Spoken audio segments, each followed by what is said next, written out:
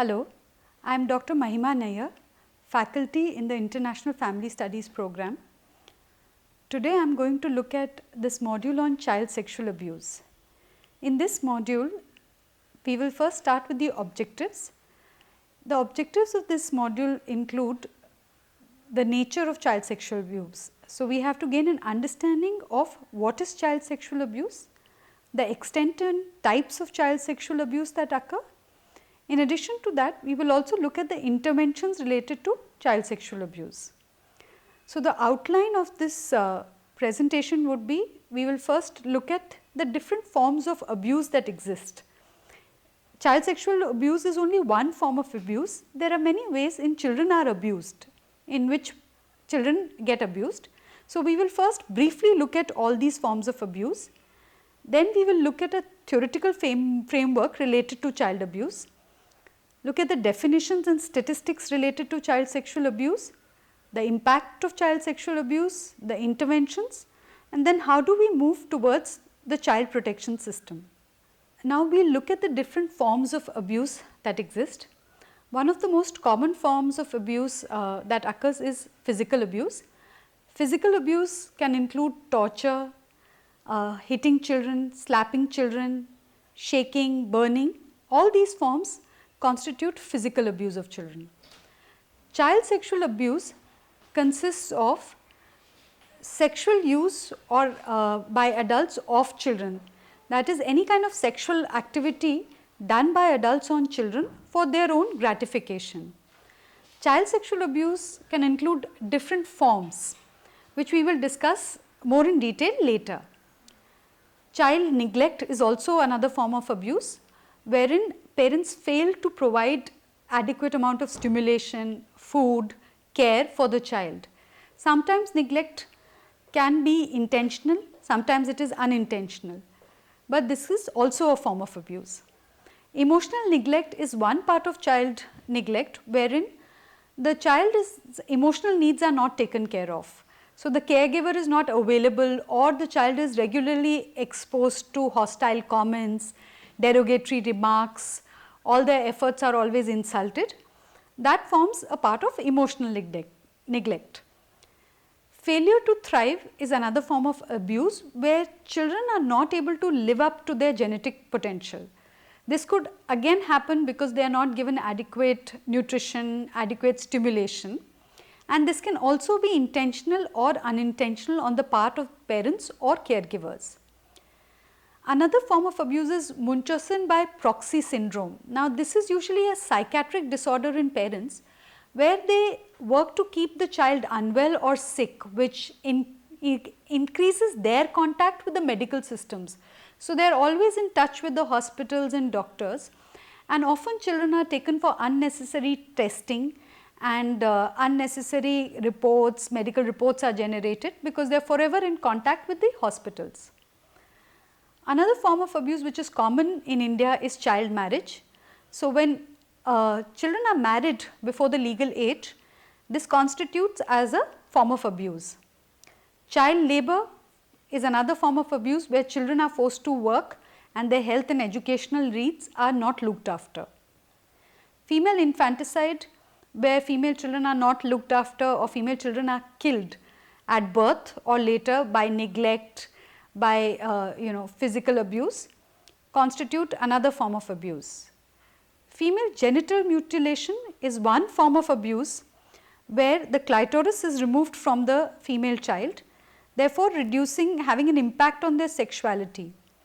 Contrary to belief, actually no religion really advocates this, but this is a form of abuse which is specific to female children. Now, the theoretical framework, we need to understand in terms of the child sexual abuse, how does it happen, and who are the stakeholders within the child sexual abuse paradigm.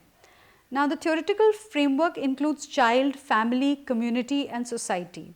So, within the theoretical framework, the first person that we look at is the child. Now, the child cannot be blamed for abuse happening to him or her, but there are certain characteristics of the child which have an impact on abuse. For example, children with disabilities, such as children who have intellectual disabilities, physical disabilities like hearing impairment, blindness, all these have increased risk of sexual abuse. Children belonging to the lower socioeconomic background, absence of one or both biological parents, marital conflicts within the family, substance abuse amongst parents also put children at higher risk of sexual abuse. So, if you see factors of poverty, overcrowding, all these can impact the sexual abuse within children. Also what happens is that younger children are more prone to neglect, whereas older children, as they grow a little older, they are more prone to sexual abuse. The next stakeholder in this framework is the family. Families in which there is substance abuse, history of childhood abuse in one of the parents also ensures that sometimes they can become a victimizer later in life. So, this is not always true that a child who has been abused will become an abuser, but in many cases and in many studies this has been found that the child who has been abused may become an abuser later in life. Now, DeLillo, Tremblay and Peterson, they found that childhood sexual abuse increased the risk of perpetuating physical abuse on children when people became adults. Domestic violence, lack of parenting or communication skills also increase the risk of maltreatment in children. Now, we will look at the community factors which have an impact on child sexual abuse. Poverty has been noted as an important factor in abuse of children.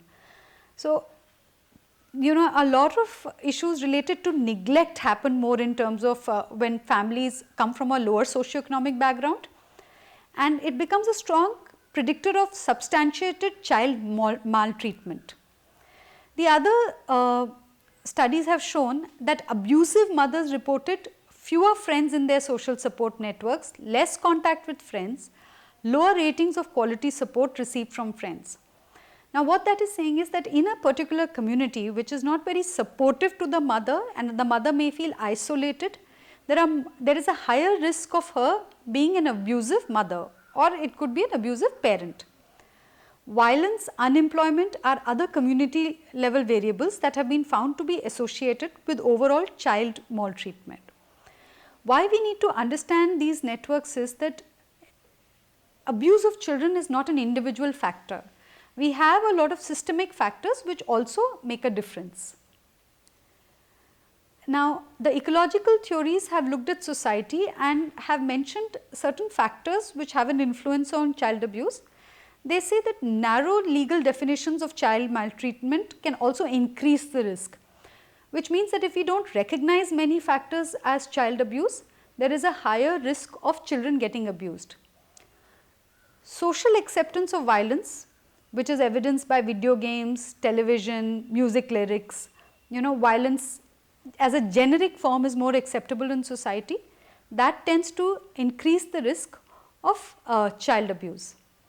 Political or religious views that value non-interference in families above all may be associated with child maltreatment, which basically means that the abuse within the family is considered to be a family, it is supposed to be a personal incident rather than the fact that any kind of abuse is a larger systemic and structural issues. So, if the state decides not to interfere in the family to the extent that they ignore the child or whatever is happening to the child remains in the family, the child becomes more vulnerable to abuse.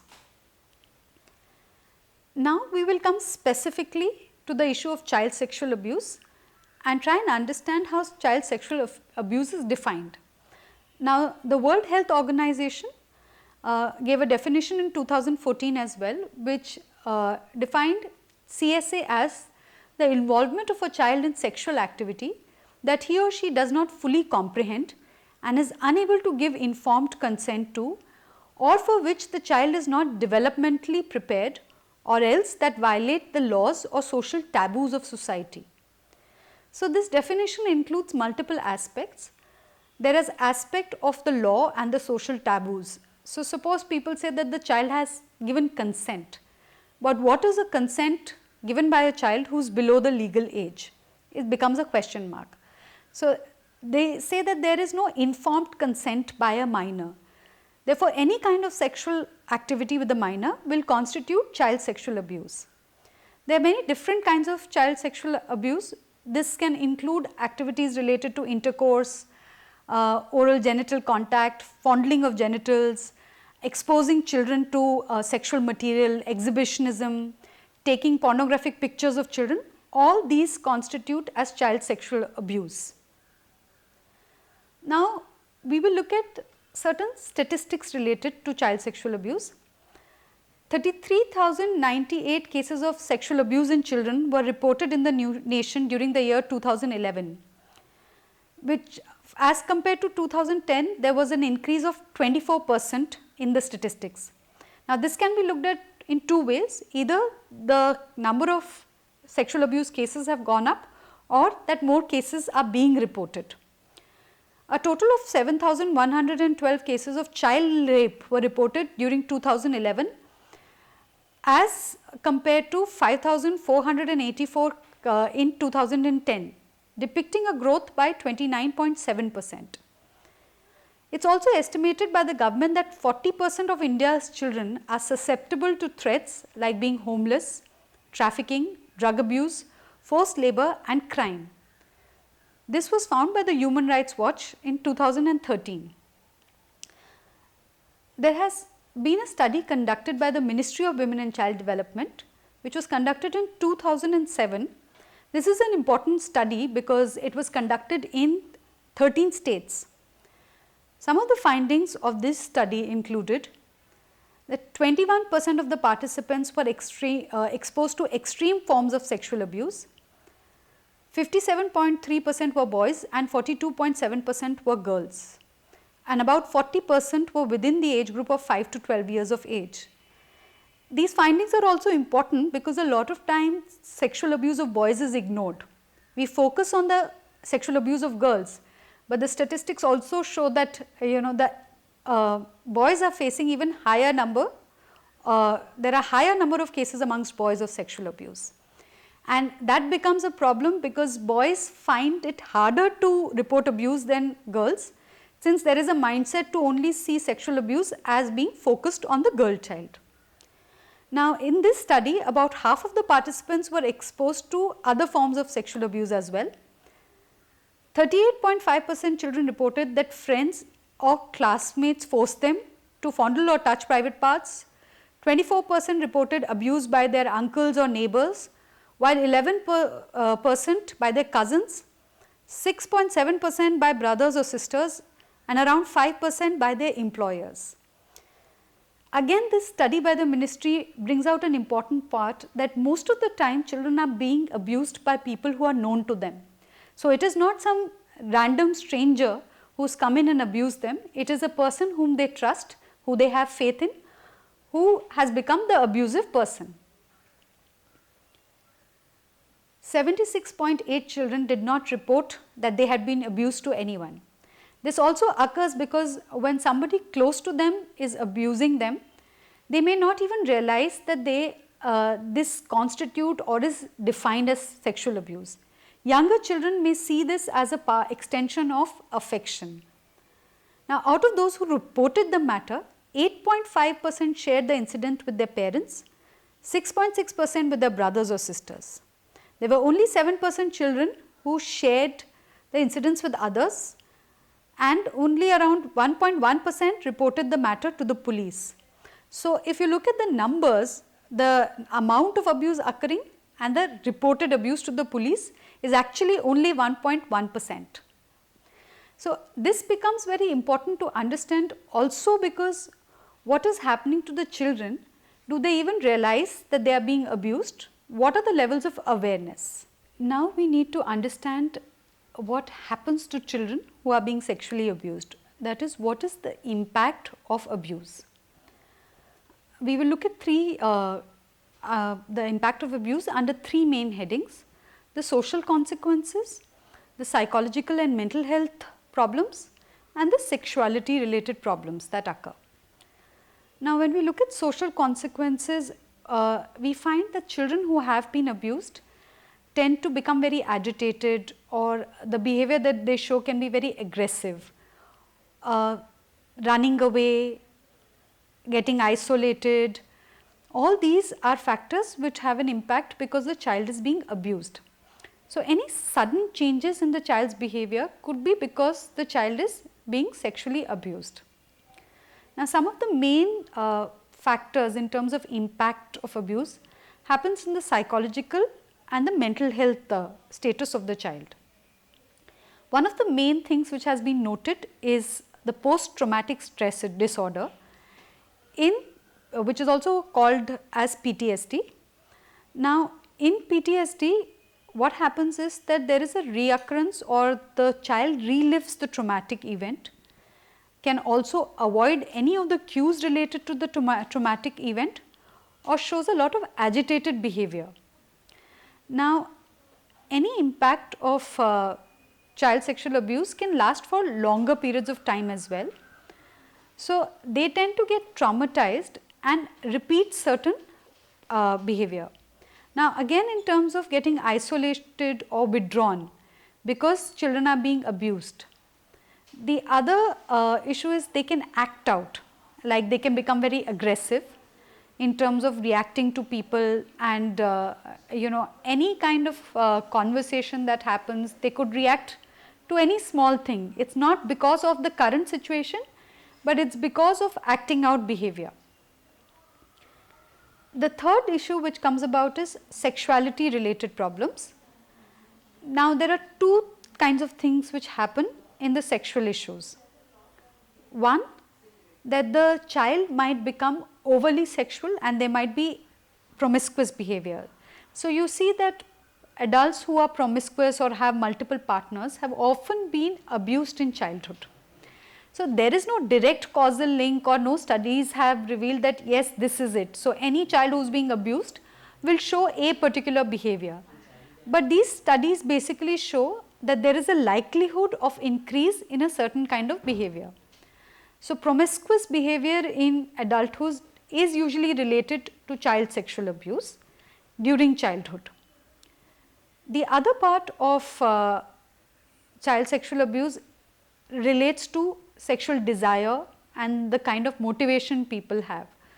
Abuse could also lead to repression of that.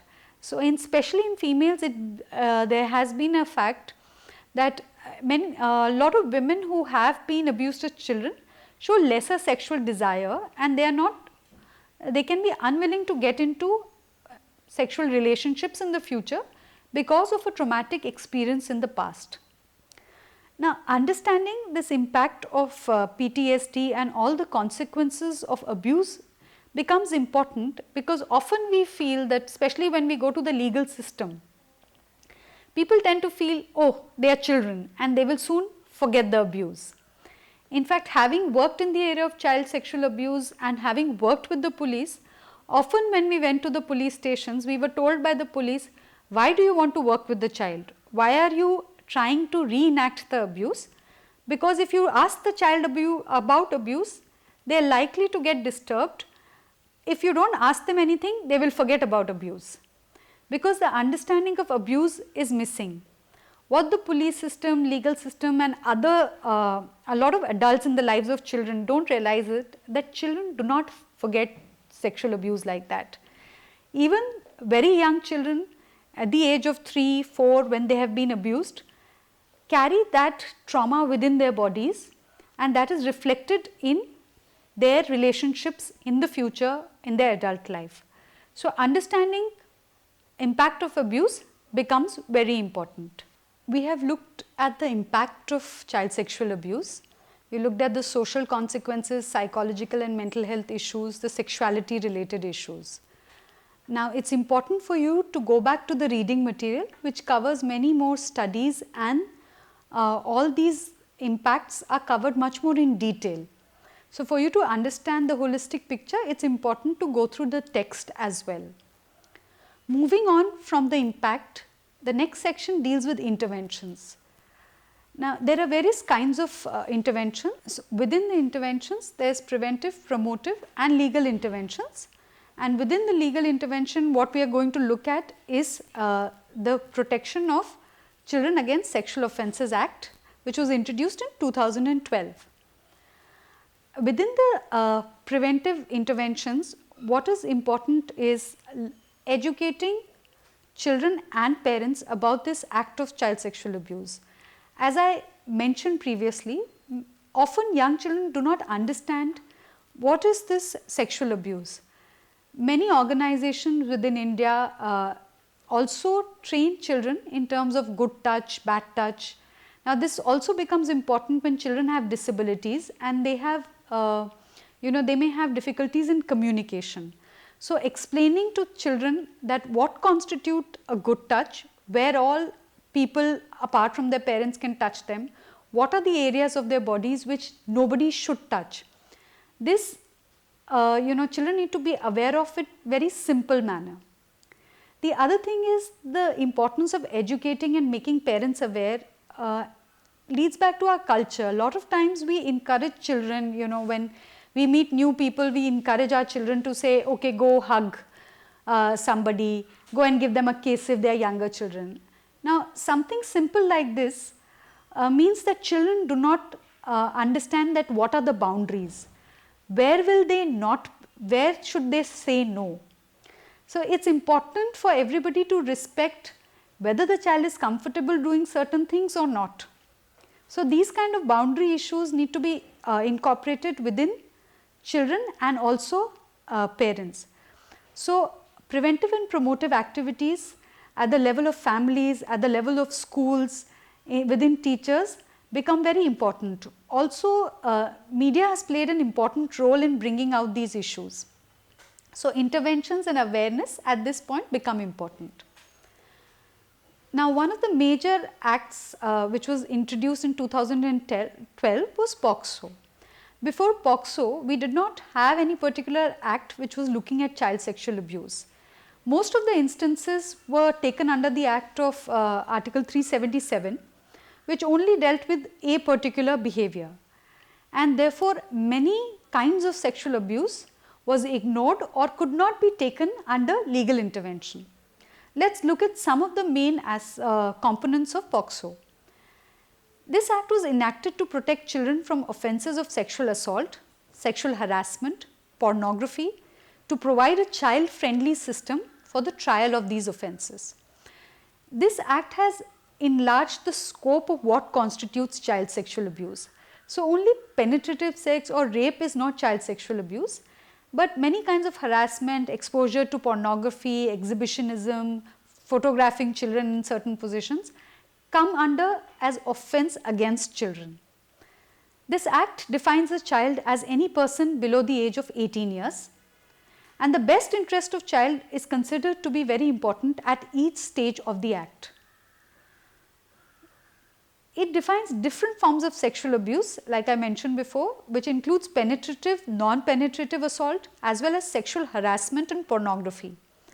It deems a sexual assault to be aggravated under certain circumstances, such as when the abused child has some kind of a disability or has a mental illness, or when abuse is committed by a person in position of trust or authority. Vis-a-vis abuse is done by a family member, by a police officer, by a teacher or a doctor, people who are exposed to children regularly and who are figures of authority. Now, POCSO not just defined sexual abuse in a broader manner, it also introduced procedures of how, if the child has been abused, what are the next steps to be taken. The cases have to be reported by child, they have to be recorded in a very simple language, and they have to be recorded by people from a special juvenile police unit in simple language, so that the child is able to understand what is being recorded, which means that the communication has to be very simple, and when they read it out to the child, they can understand what is being recorded.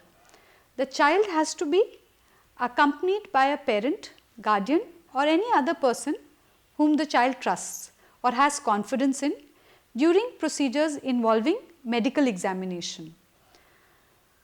Under no circumstances can the child be asked to remain in the police station at night Other provisions describe provisions for emergency medical care, care and protection of children who have been abused, compensation as well as punishment for the offenders. Now, POCSO became a pioneering act because there are some difficulties and there has been a critique of certain sections of POCSO, but we have to remember that before POCSO, really no law existed to look at child sexual abuse. It was looked at under various different sections, but having a particular act which looks at sexual offences against children as crime creates a new importance of the issue within the entire system. Now, after looking at these interventions, we move towards this concept of the child protection system. So, child protection cannot be one isolated activity. There has to be an entire system which ensures protection of children. There have been organizations like the National Commission for Protection of Child Rights, which has been working to ensure that all the policies and mechanisms carry a child rights perspective. So, child sexual abuse cannot be looked at as one isolated thing, but it has to be taken in context of how children are viewed and how childhood is understood, and whether all rights of children are being protected or not. Other schemes include the Integrated Child Protection Scheme. Now, issues arise in all these schemes because there are problems related to allocation of meager resources and diversities within the country. So, we may have there might be great policies, but if we do not have budgetary allocations to substantiate those policies and procedures, then a lot of this cannot be implemented. In addition to POCSO and ICPS, there is also a need to ensure proper implementation of another important act, which is the Juvenile Justice Care and Protection of Children Act. Now, if all the existing acts and policies become operational at the ground level, then child protection will work in a manner that ensures that vulnerability of children in all forms is reduced and their rights are protected. Now, after we have looked at the various interventions and the impact of abuse, there are a couple of points that I want to cover which stand out in terms of recent issues related to child sexual abuse. There are no conclusive arguments that I am offering at this point of time. These are certain issues that we all need to think about in terms of working in the area of child sexual abuse. One of the important issues is that the number on the statistics available of children who have been abused is actually much lower than probably the actual abuse, because even the studies that have been conducted, we have found that reporting of abuse has been lower. Now, this could occur because of lack of awareness or lack of child friendly systems which allow a child to come and complain about being abused. The other issue here is in this scenario, when figures of child sexual abuse seem to be alarmingly high, the issues of parenting are coming in as to how to parent a child. What are the kind of teachings that can be offered? Instead of developing a trust in the world, parents are now forced to make the child aware and mostly distrust other people or strangers, or even people within the family have to be looked at. So, it is easier to say that they have to be trained in a certain manner, but for parents to make sure that children are aware that they can be abused by people who are close to them becomes a very complex issue. This leads to another kind of complication. When children report abuse by immediate family members or close family friends, is their reporting validated? Which means whether parents are ready to acknowledge the abuse by somebody who may be a powerful person in the family, or they wish to ignore it and keep it under the carpet. Now, there are various cases where girls have been abused by their fathers or stepfathers, and mothers have not been able to come out and help them to file complaints. This could happen because of multiple complexities in the family system, the power issues within the family system. But these kind of, this also has a further impact on the child. One is that the child gets abused, and when they report the abuse, what is the level of support they are offered makes a difference on how they grow, or how they deal with the relationships in terms of impact of abuse. Now, when children report abuse and that is accepted and further action is taken, they may feel much more supported by family and friends. When they are told to hide that abuse or it is ignored, then the trauma related to abuse may actually go up and it remains unacknowledged. The other issue which comes about is looking at the virtual spaces that exist. There are many more virtual spaces that have come up in the recent times. So, children have access to social media through the internet, through their phones. They are using many of these different devices of WhatsApp, various chat rooms and many other kinds of social media platforms. These platforms often give access to abusers, where abusive people can contact minor children and they are exposed to different forms of sexual abuse. For example, posting nude pictures of themselves or being shown certain pictures. Now, these are certain things that have not been taken into account in the past, because some of these virtual spaces were not that prominent and some of them did not even exist in the past. With the opening up of these spaces, the vulnerability of children has gone up. With these kind of open spaces available, it becomes very important to look at the discourses that we have on education. Now, sex education in schools has largely dealt with bodily matters and reproductive health. It has not looked at issues related to sexuality, and these discourses where the vulnerability goes up because of exposure to virtual spaces is then of course completely missing. So, how do we bring in these discourses? See, POCSO is an important intervention, but we have seen that only legal interventions do not change a social system. We need to have many different kinds of intervention to make a larger impact on society. These are related to preventive, promotive aspects, but what happens once the child has been abused? The issues of counseling and intervention post abuse also come in.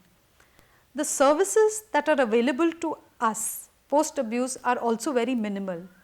Trauma counseling may largely be focused in urban areas, which also is not very prevalent. It is not very easy to find people who are specifically counselors who are looking at children who are dealing with child sexual abuse in our country. And when in urban areas also there is a limited availability of counselors, in the rural areas, children who have been sexually abused, who is going to look after their needs becomes a larger question mark. Like I said, I am raising some of these issues in the end, not as conclusive arguments, but these are thoughts which need to be worked on, thought about, and you have to read much more in terms of the current information available, and we need to look at all these aspects when we are also looking at POCSO as to what is the coverage of POCSO and how do we strengthen this act, and apart from the act, how do we make social and cultural changes to ensure that child sexual abuse is no longer a taboo and not just related or focused on reproductive and bodily matters, but becomes issue of a larger aspect of sexuality. We have come to the end of this module on child sexual abuse. In this module, we basically started with an attempt to understand the nature of child sexual abuse, how child sexual abuse is defined, what are the various forms of child sexual abuse that exist. Apart from a simple definition of penetrative or non-penetrative sex, there are much larger components of child sexual abuse. We discussed the various the extent of child sexual abuse and the different types of child sexual abuse that occur. We have also looked at the impact of abuse. At this point, I would again like to emphasize the fact that it's very important to understand the impact of abuse, as most of the time when children are abused, there is a tendency to believe that as children grow up, they forget sexual abuse. Especially very young children will grow up and automatically forget about abuse. This does not happen as they carry the abusive parts in their psychology, mental health and body, and it has larger impact later in life. We also looked at the different kinds of intervention which were preventive and promotive, looking at the issues of awareness, educating children about good touch, bad touch, what are the parenting techniques that need to be taken up, and the legal intervention, which is the POCSO, which has been recently introduced in 2012 and is at the nascent stage. We have also looked at different kinds of issues that issues that need to be read about much more, looked at, and these are strands of thought process for you to look at about the introduction of newer virtual spaces, about different parenting techniques in managing issues related to child sexual abuse, about counseling and availability of counseling services for children. Again, I would emphasize that you need to go through the text to understand in detail the impact of child sexual abuse, the extent and the various studies that are present. So, do go through the text of this module as well as the further reading material available for you. Thank you.